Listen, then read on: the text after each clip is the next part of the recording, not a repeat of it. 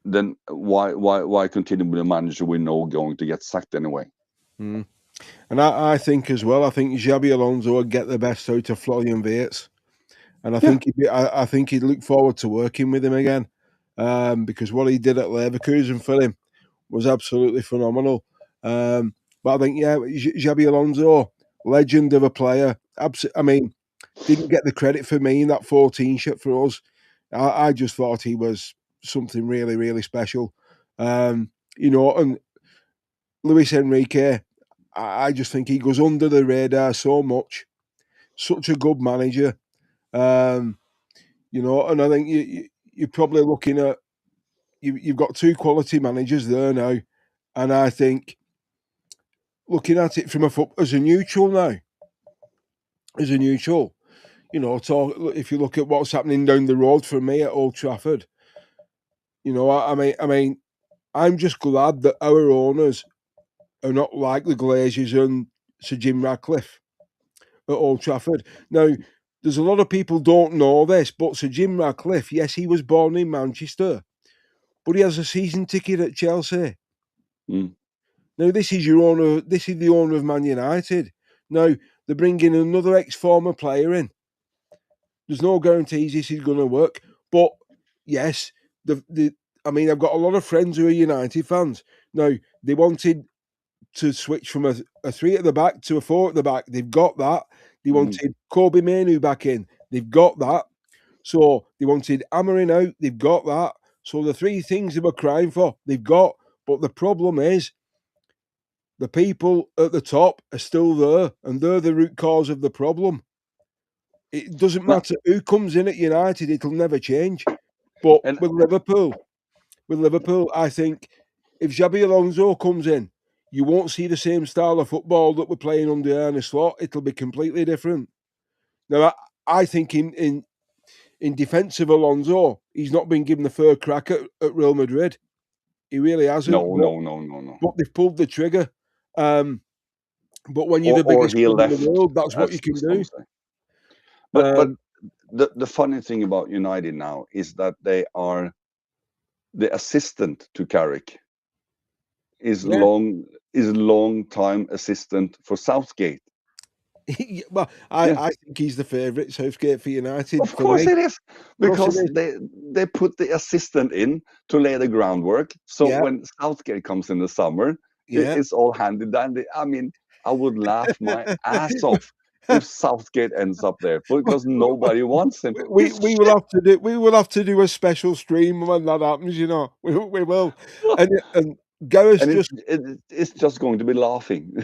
yeah, and Gareth's just come with another comment. Obviously, we're talking about Xabi Alonso, and he said he's worked with Fritz, Frimpong, and also he's managed Etatike, so he knows the players who are the future. That's a great point.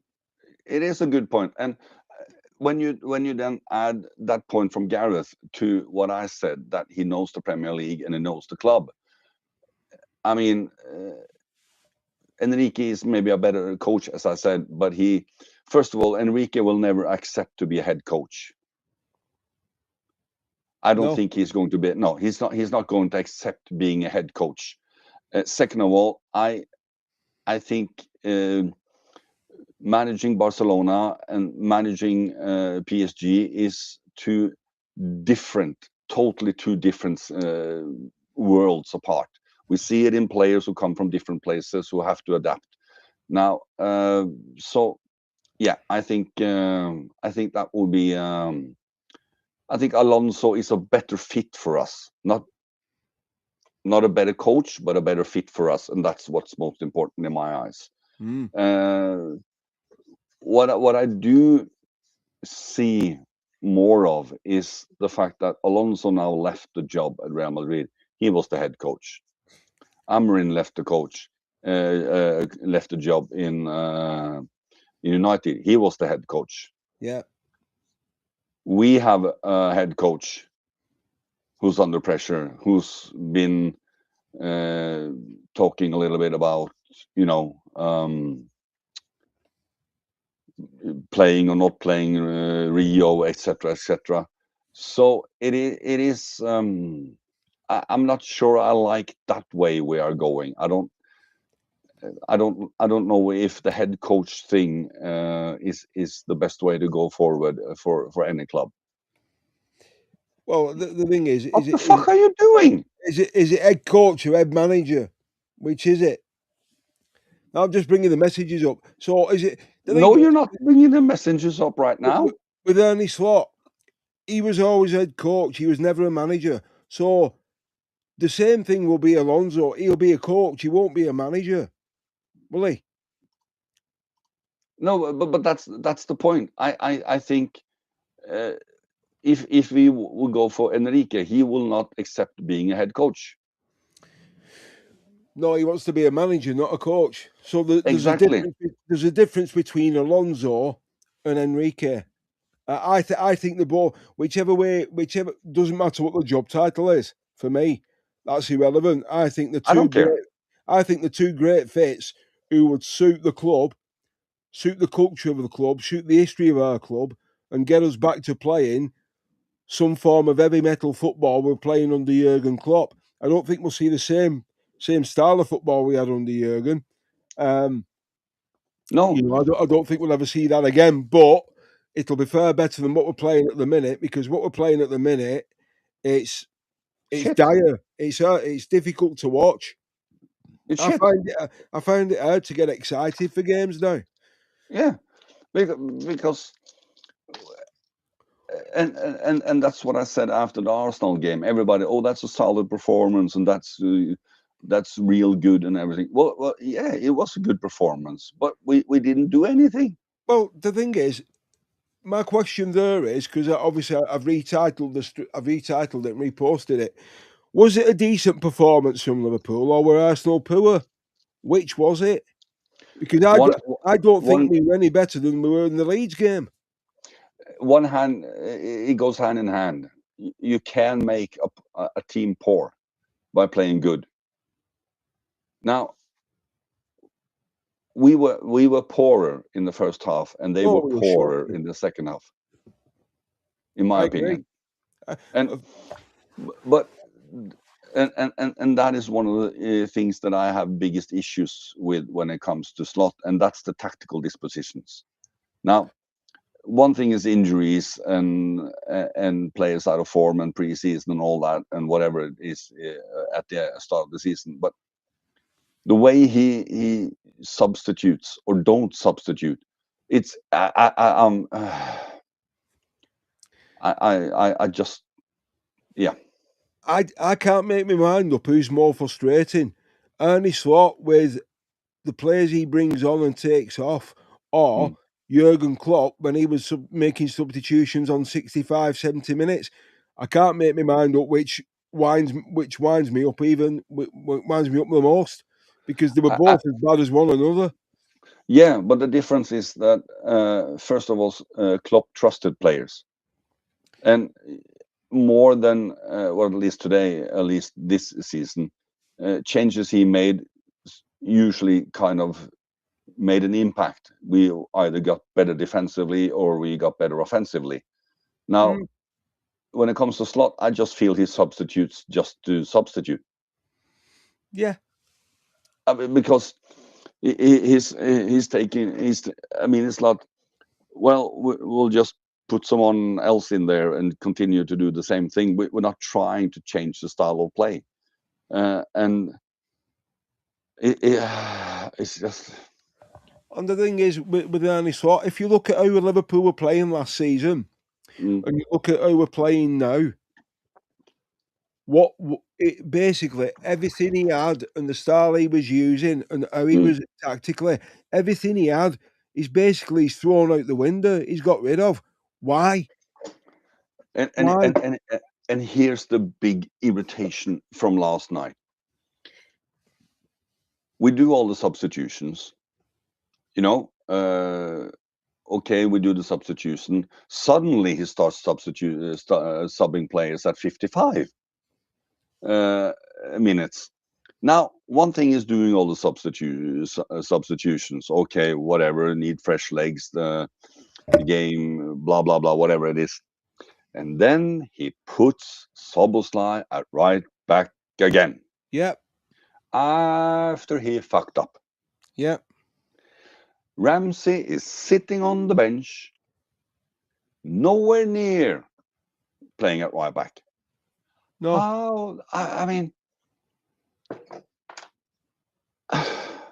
I just can't understand it.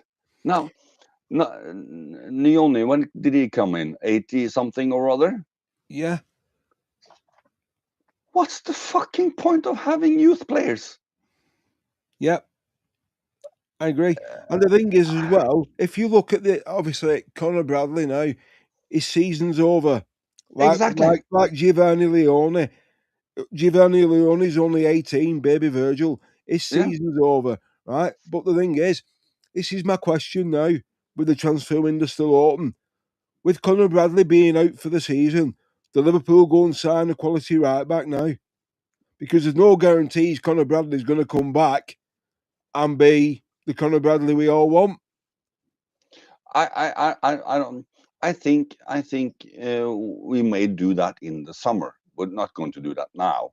But the point is, we have two right backs. I just read it. I didn't post it. But we have two right backs in the team. We have Ramsey and we have Frimpong. Right? Yeah. That can play right back today. But no, let's put Dominic down there. Yeah. I'm still laughing at what Gareth posted. Have you read it? Yeah, I'll show it to everybody else here now. Yeah.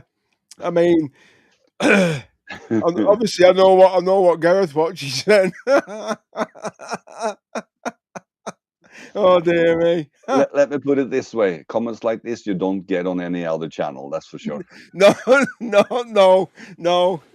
But I mean, that's a cracker, that one. That's for sure. Yeah. Because I'm just looking at the fixtures for the weekend. We play Burnley at home. We are playing Burnley at home. We play Burnley at home at the weekend. So yeah, I said on Saturday. Yeah. You know, so he's got to go. He's got to go full strength. And for me, Chiesa starts again on Saturday. 2 games back to back. You know, he should play. Well, and the thing is, but here's the issue: he's going to play Dominic at right back and Frimpong as a right wing. But the thing is, if he plays Szoboszlai at right back, you're losing that creativity in midfield. You're taking one of your major engines out of midfield. It's like flying a Boeing 747 on 3 engines instead of 4. Yeah, it's just rubbish. You know, I mean, you can lead a horse to water, but you can't make it drink. But other teams, when they make substitutions, right? You see teams, not all teams, but most teams go and talk to each other, or some even have big papers with instructions. Yeah, it looks like we put players in, and hey, good luck. It's like, what the fuck? Yeah, I don't know. I think we should invite Gareth on stream anyhow, rather than posting comments. I think it'd be better if he was actually on with us face to face, so he could actually come out and say it to us all face to face, and everybody else watching. So if you're watching this, if you're still with us, Gareth, you need to jump on. Let me know, and I'll send you the link for the next stream. And talking of next streams, the lads messaged me earlier on. They want to do one at the weekend. I know our friend, the future football commentator, Mr. Jackson. Yeah. And Ant, they're available for the weekend. So I've said Saturday. Now that depends. How's the long ship looking? Are you doing any work on it? Or are you available? you mean a post game? Yeah. Because it's a 3 o'clock kickoff, so we can do one after the game. Yeah, we can do one after the game. So we can do a I can host it as well. Yeah. So that would be good. I mean, there's 2 games tonight actually in the League Cup. 2? I thought it was just 1. Is it tonight? Oh, tonight and tomorrow. City versus Newcastle tonight. Tomorrow and tonight. And Arsenal Chelsea tomorrow, is it? It's Newcastle today and Chelsea Arsenal tomorrow. Yeah. Yeah, Ooh, that's a banger. and we've got Brighton on Valentine's Day in the FA Cup at Anfield. Well, And lucky us. we're going to have to play a hell of a lot better, to beat Brighton. Yeah, but I think we have to focus on the Burnley game. Brighton, I don't think we're going to beat them anyway. But I mean, they the didn't Burnley game. in the last game they played in the cup, did they? But let's talk about the Burnley game then. That Burnley game is on Saturday, and Burnley is going. Burnley is going to park the bus. Scott Parker, yeah. Yeah, they got a point against United, didn't they? Yeah, they're going to play 10 men. They played 10 men behind the ball when we played them at their place, so they're going to do it at Anfield, definitely. Yeah, and that works because we don't know what to do. Because Arnie Slot can't break a low block down or a 10-man defence down. No. Well, the point is we know how to do it. We just don't do it. It's pace, precision, and move the ball and move your feet. It's not that difficult, but no, we don't dare to do it for some stupid reason. And just thinking of why you're talking then. Our friend who's not with us tonight, Ben, for obvious reasons. There's a transfer link which has come out today. Now, apparently, he said he'd be happy to go to Liverpool. Van der Ven at Spurs, another Dutchman. Virgil's centre half partner for Holland wants to come to Liverpool from Tottenham. So I don't know what Ben. I don't know if Ben's seen the links or not, but yeah, that's probably why it's not available because he can't take it anymore. Van der Ven's quite keen. Fucking hell! Now we have to have Ben make a top 10 list of all the best thing about the Dutch people. We're gonna have to buy something tangerine and send it him out. Tangerine chicken. He reminds me of Graham Taylor, the former England manager. Do I not like orange? Yeah. No, but I kind of trust the process when it comes to players when it comes to Hughes and Edwards. Yeah. I do that, and when we were at the other stream and all that one, we talked about transfers all the time, and I got so bored of it because too much. Yeah, too much. If, but, how, could, should, would, I don't care. We can talk about it when the window's open, but we talked about it endlessly. So I don't think we're doing much, and they've kind of come out and said it as well. So, and they would at least not do anything now if they are uncertain about Slot's future. Yeah, I'm just trying to envisage the look on Ben's face if that transfer went through. That would be wonderful. I think he's going to get orange himself just by fuming. I think he's going to look like Donald Trump. Just yeah, we've got our very own mini Donald Trump in Ben. I mean, the weekend we should get 3 points. I mean, we must get 3 points. We should do. I mean, the league title's out the race. There's only 3 teams in it for me: Villa, Arsenal, and City. And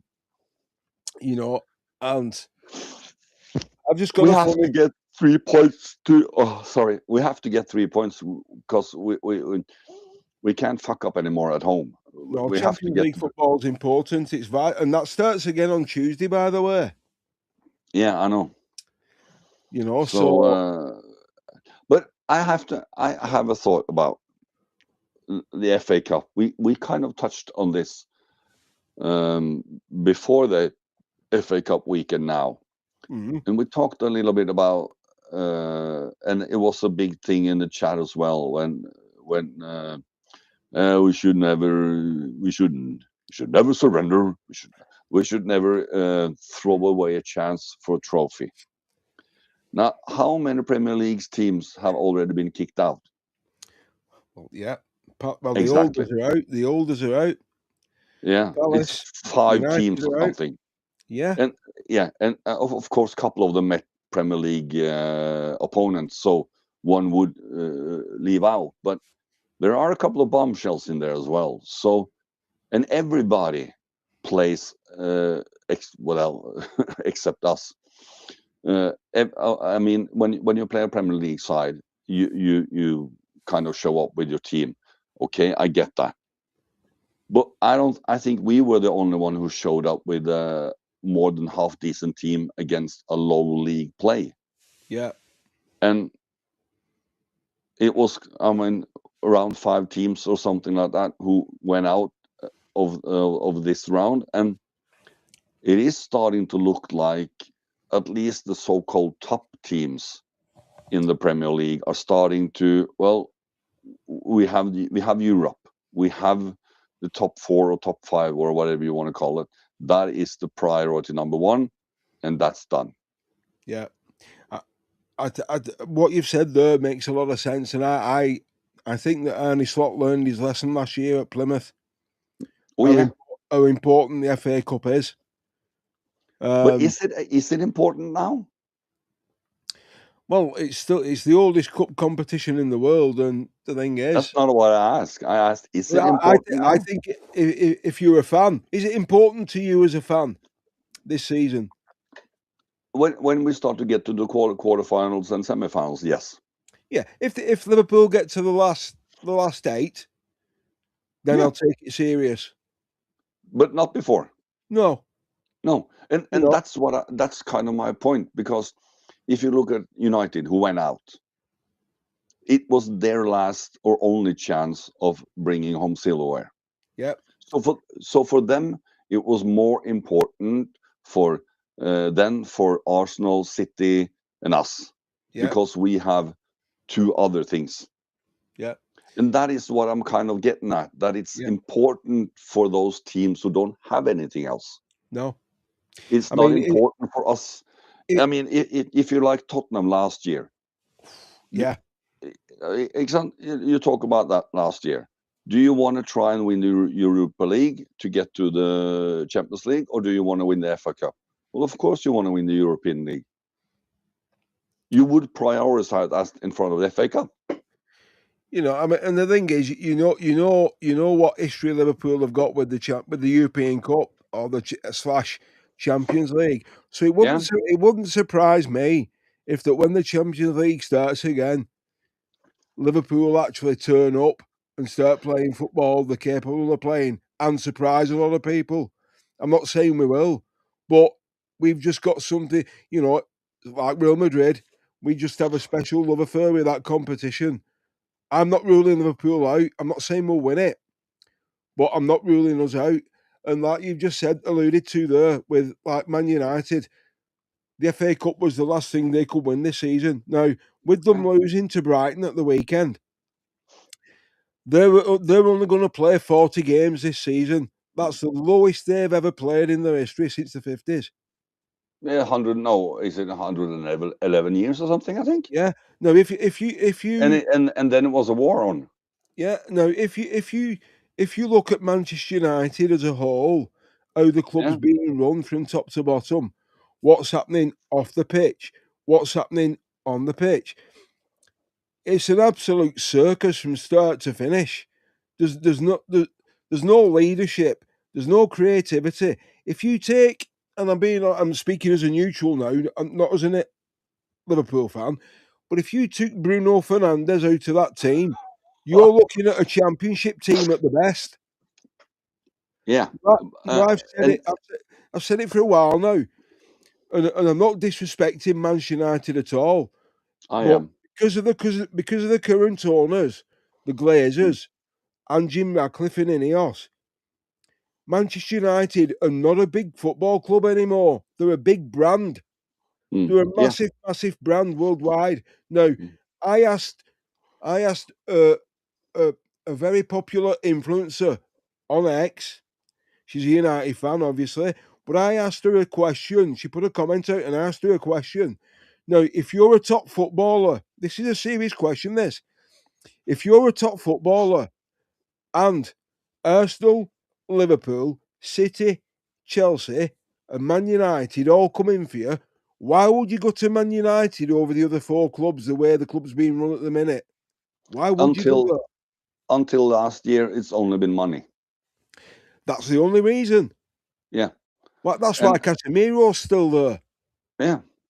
And that's why a lot of players are still there, because they don't want to give up their contract to go and play somewhere else because they don't get half that salary. But when it comes to that, when the United circus now, may that continue till they're 100. I mean, that would be just lovely. But it is. Some have said that they might try to just get the new stadium built and then maybe sell, because the value goes up or something like that. But I don't really care about that. But my point is, I think all English cups are losing a bit of stature because we all want to win trophies. We all want. I would like to see Liverpool win the FA Cup, because I also have dear and fond memories of the FA Cup. But if I have to prioritize that one compared to the Champions League or something like that, it is easy. The not getting into the Champions League and not competing in Champions League is much more damaging than not winning the FA Cup, if you understand what I'm saying. So, wouldn't it be lovely if Man City won the league, Arsenal won nothing, and Liverpool won the Champions League this year? That would be beautiful. Considering that Arsenal are the favourites to win it, to win the Champions League, actually. Yeah, but nah. But I think they're going to win the league today. But we have a love affair with the European Cup. I would love us to win it 7 times. Oh, that would put us tied with Milan, or is that tied with AC Milan? I don't know. I think so. Yeah. That I know we're going off topic here, but when I see highlights from that 2005 Champions League final, and I see the team sheet that they put on for the starting 11, I mean, that's just. How did we win that game? How did we win that? We were 3-0 down at half time. Yeah, and there's world-class player in every position, all the 11 starting. There's not one weak link there. No, and Maldini. And Maldini, Pirlo, Kaka, Seedorf. I mean, fuck. I mean, Maldini's got to be one of the greatest players ever to put on a pair of football boots. Yeah. Surely. You know, I mean, I was thinking of something the other day. They did it on Anything Liverpool. They did a stream on it where you selected your all-time Liverpool 11. But I wasn't on. I wasn't on the stream. I wasn't involved in it. And I looked at it and I was just shaking my head in disbelief. Some of the players who were getting picked. I think we should do too. I think in future streams, we should do Liverpool Premier League Greatest 11. So yeah, from the Premier League and Liverpool all-time 11. Yeah, but we can make one Premier League top 11, starting 11, and pre-Premier League, because then you get the best of two worlds. Because obviously we can involve our Dutch friend then, Ben, can't we? Yeah, but you know, he was born when the Premier League started, so he doesn't know much. But no, he wasn't. He was born even later. Yeah, yeah. I think he was winding you up there, mate, to be honest. I'm easy to wind up, so that's no problem. But no. Anyhow, it's that time again where we have to say a fond farewell and adieu. And so from myself, Aldo, the real Aldo, there's only one Aldo, and it's not the Irish one. This is It the real isn't. Aldo. Right? And my friend All right. Alred, all the way from Norway.